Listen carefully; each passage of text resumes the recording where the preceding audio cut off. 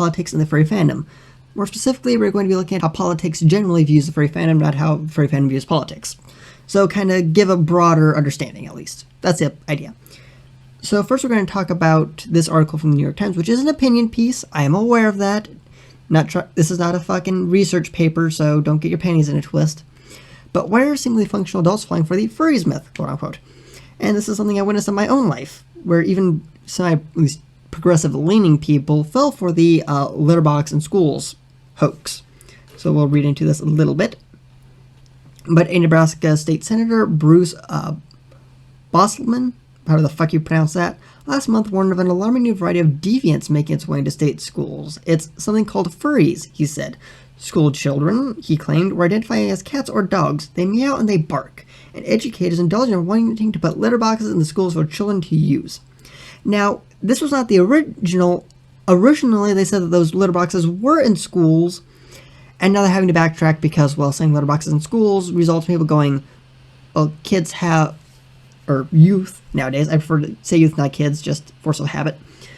But youth nowadays have these wonderful things in their pockets called phones, which almost all universally have cameras on them, so pics or didn't fucking happen.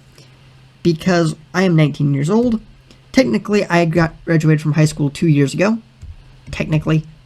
Some weird shit with that. Anyway, I think I of all people would know, but if I walked into a school bathroom inside litter box, I'm taking pictures of that shit. Additionally, how in the ever-loving fuck are they convincing the janitorial staff to be okay with this? Because I've worked with janitorial staff, they would never do that. They would quit. The threat of that would make the entire janitorial staff at my local school quit on site.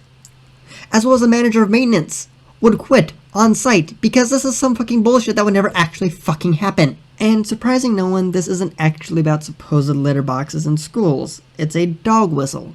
If you're not familiar with what a dog whistle is, well, it's a typically refers to racism, but something that is not inherently bad. But if you are on the inside, you know what it means. As the Associated Press reported, the rumor is a mockery of transgender identification. So yeah, it's not actually about what they claim. It's as a way to justify attacks on trans people.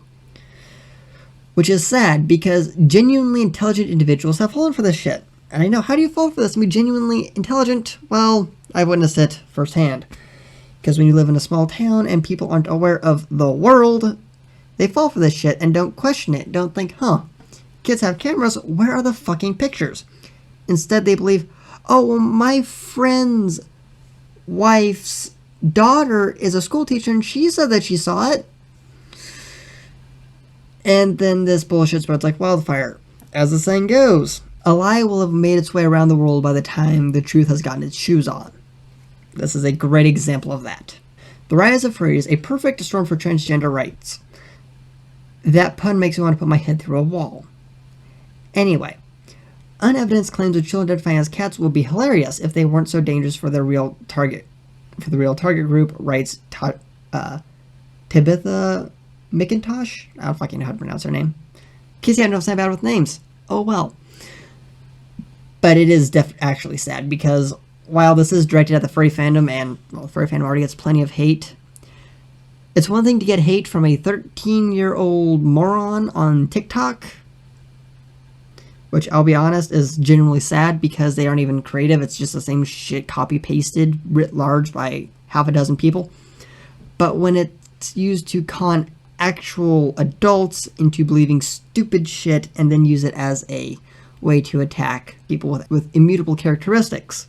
Being a furry is not an immutable characteristic. I don't care what the fuck you say, it's a fucking hobby. Being trans is an immutable characteristic. You cannot change that, it is not a fucking hobby. This does have real-world consequences. Then, of course, my favorite headline from the Daily Beast, Furry Panic, the latest dumb GOP attack on public schools.